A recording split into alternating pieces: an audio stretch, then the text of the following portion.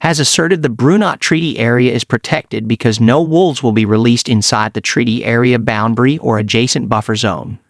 However, CPW cannot guarantee that the wolves will avoid the treaty area, and restricting the areas for wolf release doesn't address the impact imported wolves will have on ungulate herds that the Colorado Ute tribes expect to hunt.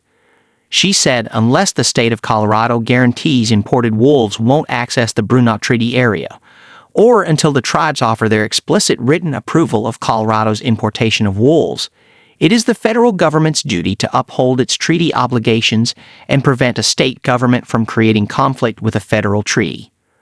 This was not fully thought out, she said.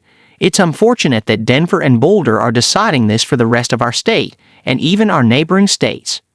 Boebert made reference to a letter from the Colorado Conservation Alliance to Canadian officials outlining potential legal implications of sourcing wolves from outside the U.S. In the letter, CCA formally demands the Bureau of Land Management, USFS, NPS, and USFWS update relevant RMPs, General Management Plan, GMP, Comprehensive Conservation Plan, and associated management plans to include analyses and management actions resulting from gray wolf presence due to the introduction of an apex predator that has been functionally extinct for 75 years in the state.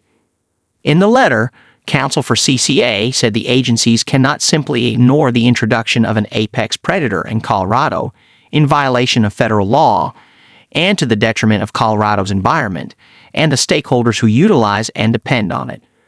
She also referred to CCA's letter to Ranbeen Neal, Minister of Water, Lands, and Resource Stewardship in British Columbia, asking the agreement to be paused.